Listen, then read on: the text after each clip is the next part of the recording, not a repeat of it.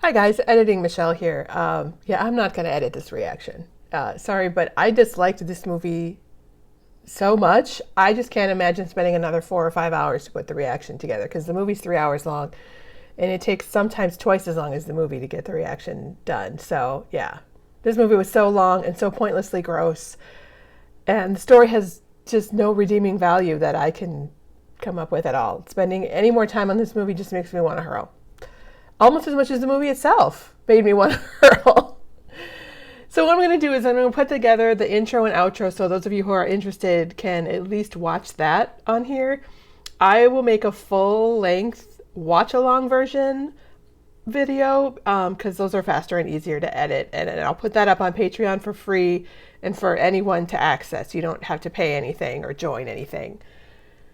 Because if you love this movie that much, go for it, I guess. And feel free to head on over there and sync with sync that video with your own copy of the movie. This is a really polarizing movie, and I'm sure it's pretty easy to tell from this what end of the spectrum I fall on for this one. I like to be a completist and finish what I started and all that, but I'm making an executive decision and I'm moving on to watching something else. So here's the intro, and I will see you guys on the next reaction. Hi everyone, welcome to Old Lady Reacts. I'm the old lady, otherwise known as Michelle. I'm a huge movie buff, and this is my channel where I react to mostly action and superhero movies that I've never seen before, but also other stuff that looks interesting or new. I started the channel so I could understand the inside jokes and references in WandaVision, and here we are over a year later, still reacting.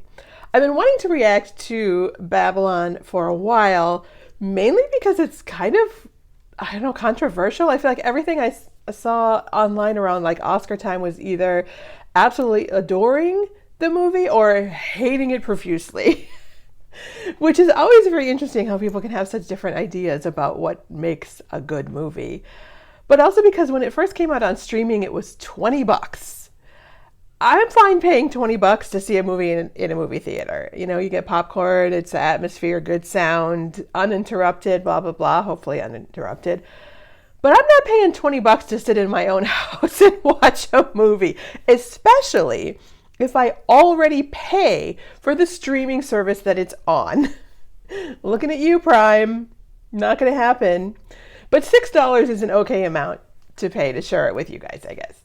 What I just realized, though, is that of the director Damien Chazelle's movies that I've seen, I didn't really like either of them.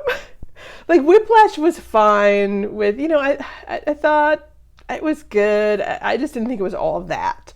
Like Playing Until Your Fingers Bleed is what happens to most musicians, really. Like it's not exactly a sign of dedication or something that means that guy was special or like superbly talented or anything. Like, and then La La Land, oh, it's odd because I love musicals so much, but La La Land just did nothing for me at all. Oh, but I might like Babylon because I do like stories about actors and movies about making movies, and I find Hollywood to be a really fun background, kind of as an interesting study of humanity and human failure and human weakness. And it's funny because I just watched Feud on Hulu. It's about the ongoing battle kind of between Joan Crawford and Bette Davis, and that was a lot of fun. Even though I'm not a huge Ryan Murphy fan, like I think his stuff is okay, but I actually really liked Feud. So thumbs up on that one. Check it out if you're interested. But yeah, I just noticed that Babylon is 3 hours long. Oh dear. I'm going to be probably stopping for snacks in the middle, I think. It's got really low Rotten Tomatoes ratings. It's 56 and 52%. That's so low. But even with all that, I'm kind of still excited to be seeing it. And it's got Margot Robbie and Brad Pitt. Like, it's got to have some potential, doesn't it? Like, yeah. So before we get started, please subscribe so you can see all of my reactions, and then check out my Patreon if you're interested in participating in polls, having early access to videos, and watching full-length reactions.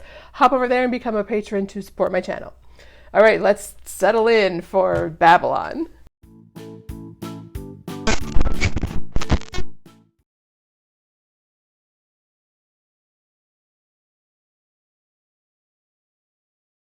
So I kind of understand what Damien Chazelle was trying to do here.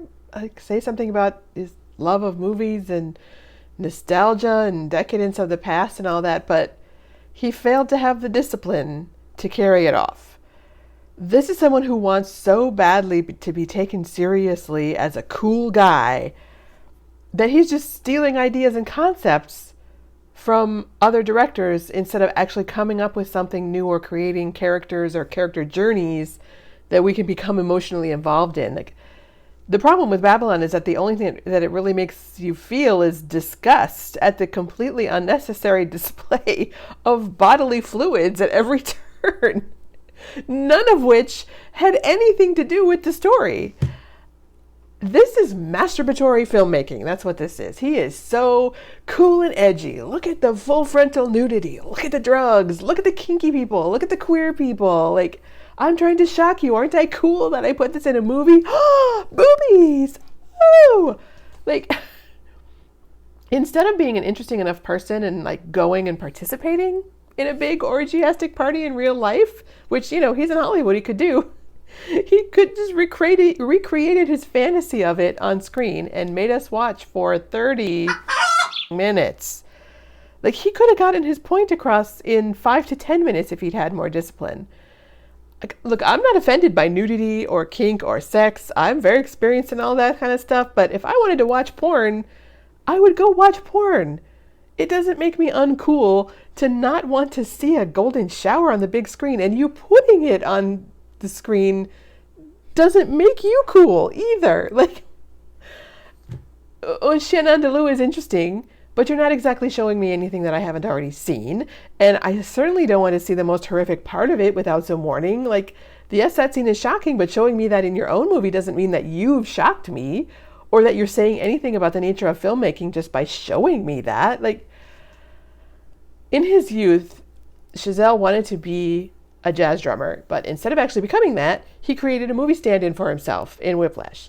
And the same went for La La Land. Like, his main characters are just substitutes for him. And in Babylon, he wants to be an auteur director, kind of big star in Hollywood, and he made himself into one on screen. But Hollywood, like, won't let him somehow because they're not doing piles of cocaine and biting the heads off rats anymore. Like, I don't even understand what he's trying to say with that. Like, is he trying to make avant-garde or whatever that was, or the anti-avant-garde films or whatever, and Hollywood won't let him? He's an Oscar winner. He doesn't have his own money so that he can make his own movies like that? I'm so confused here. And the idea of showing us where the satire and humor of Singing in the Rain came from could have worked. But the scenes of how it really was, they didn't feel real either. They were filmed in such an over-the-top and broadly comedic way that there was no contrast with the zaniness of Singing in the Rain. And come on, 7 takes? That's nothing. Even back then, there are stories of Chaplin doing one shot 342 times. Billy Wilder drove Marilyn Monroe bonkers by making her say one line 59 times.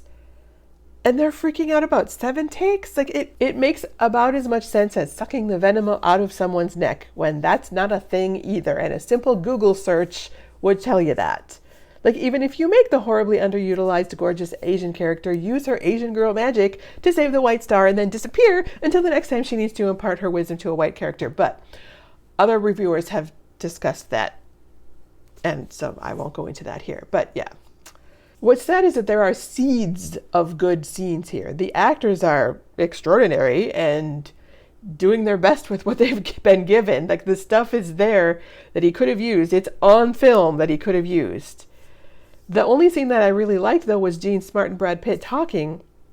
And that was because the director just pointed the camera at them and let them do their thing. Margot Robbie was great, but there was no kind of innocence or joy in Nellie to be corrupted by the Hollywood machine to make her downfall emotionally affecting. She was just kind of a horrible person throughout. Like, no wonder that all that happened to her.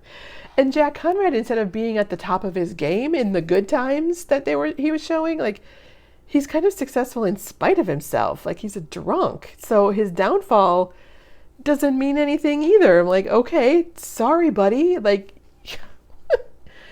so much talent and money and time was wasted in this movie, showing us stuff that didn't have anything to do with the plot, showing us stuff that didn't have anything to do with the ideas or the characters, the emotional journey or the history. Or Oh, so yeah, I guess I'm feeling one other emotion besides disgust at the bodily fluids, and that's anger and disappointment that this was the story that was chosen to be made and not the many other good ones that must be out there waiting. So if you like this video, hopefully better than you like the movie, please hit the thumbs up button and subscribe, do all the things. Check out my Patreon for exclusive content and click here to watch another of my reactions next. You guys are awesome. I love sharing movies with you, good and bad, even this one, I guess. Thanks for watching with me.